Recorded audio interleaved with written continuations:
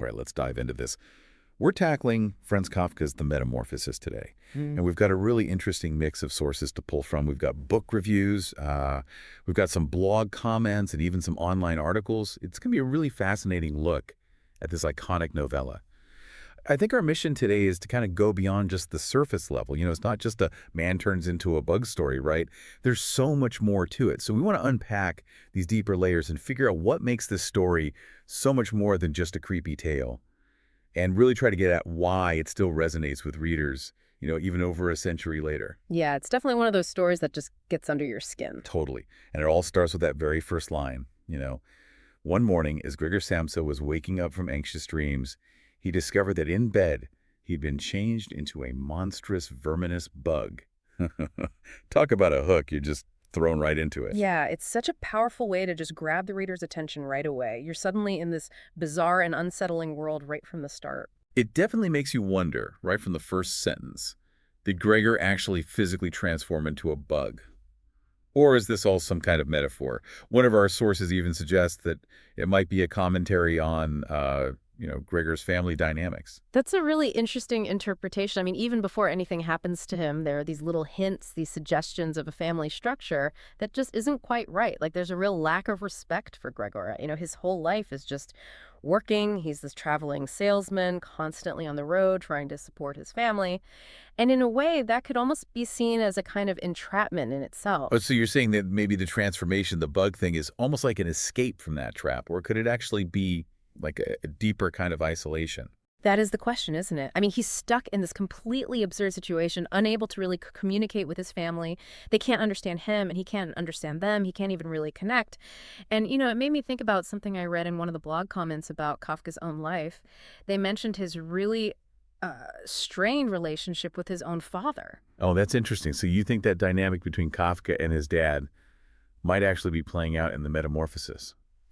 It's hard to say for sure, but it's certainly worth thinking about. I mean, the father character in the story is incredibly overbearing, very authoritarian. And from what we know about Kafka's own father, it sounds like that might not be too far off the mark. So, you start to see how Gregor's transformation and the way his family reacts, it could be reflecting Kafka's own feelings of alienation, of powerlessness, of being trapped within his family. Yeah, wow. That adds a whole new layer to the story, doesn't it? I'm really starting to see these parallels between the author's life and the characters he creates. Definitely. And if we look even closer at the family, I think the way Gregor's father and sister react to him, it's really striking. Their responses are so different. Yeah, I was wondering about that. What did you make of, how they each responded to, well, Gregor's situation, I guess? Well, the father is just immediately repulsed. He's terrified. He sees Gregor as a monster, basically. His reaction is so visceral, driven purely by fear and disgust. I mean, yeah, I get it. It's a giant bug in your house. Yeah. But still, it's your son. Exactly. I mean, it really raises these uncomfortable questions about, the limits of family love. Like, how far does that acceptance actually go? And then on the other hand, you have Greta, Gregor's sister. She actually shows compassion at first. She tries to take care of him. She's figuring out what he can eat and trying to make him, as comfortable as possible. I was definitely rooting for her. I was hoping that maybe she'd be the one to understand him. Yeah, it's like this little glimmer of hope in an otherwise pretty bleak situation, right? But even Greet's compassion starts to fade over time, It's almost as if the burden of caring for Gregor just becomes too much. And she starts to see him as a burden himself. So it kind of makes you rethink her motivations, doesn't it? Like, was she ever truly being compassionate? Yeah. Or was she just trying to protect herself in the end? It's a great point. And it really speaks to this larger idea that even the people closest to us, they can only have so much empathy. There are limits to their understanding, It makes you wonder then, is it just the transformation that causes Gregor's isolation? Or is it reflecting maybe these anxieties that were already present in society? Like that fear of anything different, the other, the unknown. That's such a good observation. It reminds me of that scene where the mysterious visitor tries to enter Gregor's room. Hesitates at the last moment. Yeah, that part always stuck with me. It felt really significant. It is. I mean, it's a small detail, but it says so much about the fear and the repulsion that Gregor's transformation evokes in people. This visitor could have been a connection to the outside world, but he's ultimately scared away. So even before his own family completely turns on him, He's already isolated just by his appearance. Exactly. He's already an outcast. And that isolation just gets worse and worse as the story goes on. He's trapped in his room. His ability to communicate is so limited. And even his most basic needs are met with this reluctance and disgust. It's almost as if he's experiencing two transformations, right? Yeah. There's the physical transformation into the bug, but then there's this social transformation into an outcast. Absolutely. And both of those contribute to this increasing sense of alienation that he feels, this overwhelming despair that just seems to consume him. And it makes the climax of the story that much more tragic. Yeah. The moment when his father just loses control, lashes out in anger and injures him. It's like at that point, all hope is lost. So maybe the bug transformation, maybe it was an attempt to escape those societal pressures, but ultimately it leads him to even greater entrapment. It's like he can't win, right? He tries to escape one trap and just ends up in another. Yeah, exactly. And it makes you wonder, is Kafka saying that there's no escape at all? Like no matter what you do, no matter what form you take, you can't get away from society's pressures and expectations. Which just makes his whole transformation even more heartbreaking, Right. He wants freedom, but he finds himself more confined than ever. Totally. And his family doesn't help the situation at all. In the beginning, they're shocked, of course, but then that shock turns into this annoyance and then, well, disgust. And finally, it's almost like they just don't care anymore. It's a chilling kind of indifference. It really is. Yeah. And that ending, with Gregor dying alone and forgotten while his family moves on, it was so disturbing to me.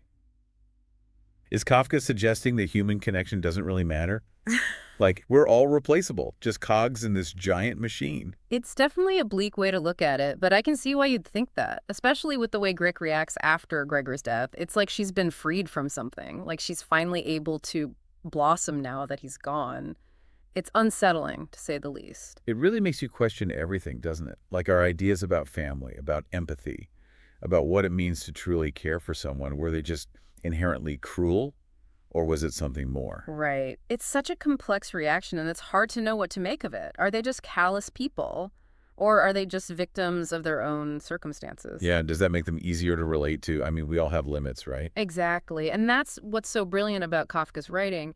He puts these characters in these morally ambiguous situations, and he forces you to confront your own capacity for compassion, but also your capacity for indifference. So we've talked a lot about the darker sides of the metamorphosis, the isolation, the dysfunction, that really haunting ending. But I want to shift gears for a second.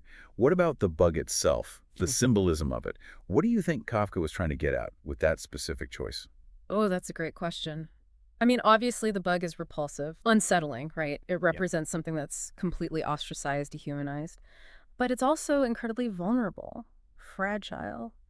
So maybe it's also pointing to the fragility of our own existence. How easily we can lose our dignity, our humanity, just like that.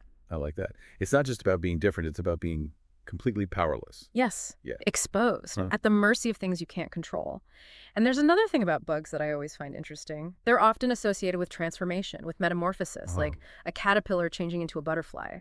So maybe, just maybe, Gregor's transformation, even though it's terrifying, it could also be seen as a kind of evolution, a shedding of his old self. So there could be a glimmer of hope there. Even in all that tragedy, maybe there's potential for growth. It's definitely possible. I mean, his physical form is grotesque, sure. But his inner world seems to change too. He becomes more in tune with his senses, more aware of the world around him, the beauty, the complexity of it. It's like he's seeing things from a completely new perspective, one that wasn't available to him before. Right. And that new perspective, even though it comes from suffering, could be liberating in a way. It's a good reminder that even in the darkest moments, there can be beauty and insight. Couldn't agree more. And that duality, that tension between hope and despair, that's what makes the Metamorphosis so powerful, such a lasting work of art. It's definitely not a story that gives you easy answers. Yeah. It stays with you, makes you uncomfortable. But it also makes you want to dig deeper. And that's what good literature should do, right? Make you question things, challenge your assumptions about the world and your place in it. Okay, so we've covered a lot. The symbolism, the family dynamics, that really heavy ending. But there's one thing we haven't talked about yet. Why this story, written over 100 years ago, why does it still resonate with us today? I think it's because the themes that Kafka explores are timeless. They're universal. That feeling of alienation, of isolation, the struggle to find meaning when everything feels absurd. We all go through that at some point.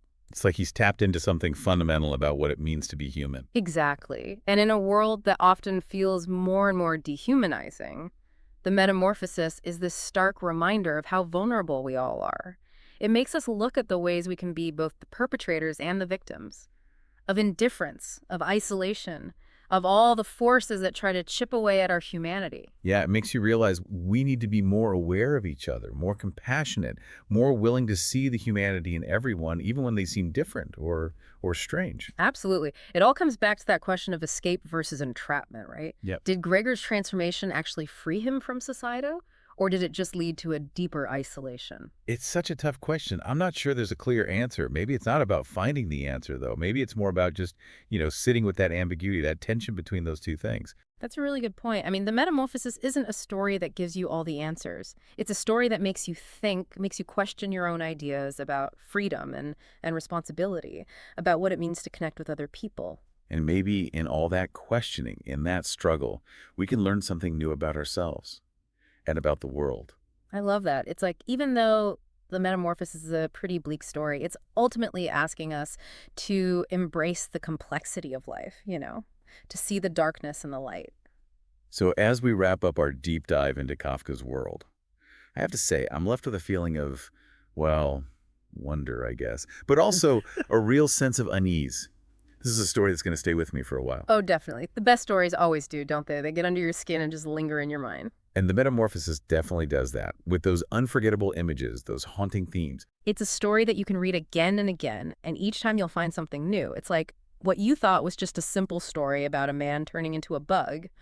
It turns out to be something much deeper, much richer, and yeah, much more unsettling. It really makes you confront some hard truths, doesn't it? About ourselves, our families, the world we live in. And in a way, it's a call to action, I think. It's asking us to be more aware, more compassionate, more sensitive to the delicate nature of human connection. And to that possibility of being isolated, of being cut off from everyone else. Exactly. Yeah. So, as you all go back to your lives, think about these questions. What does the Metamorphosis mean to you? What does it say about our world? And maybe, most importantly, what can we learn from it? How can we use these insights to make our own lives, our own connections, a little bit better? Definitely something to think about. Thanks for joining us for this deep dive into the Metamorphosis. Until next time, keep reading and keep those minds open.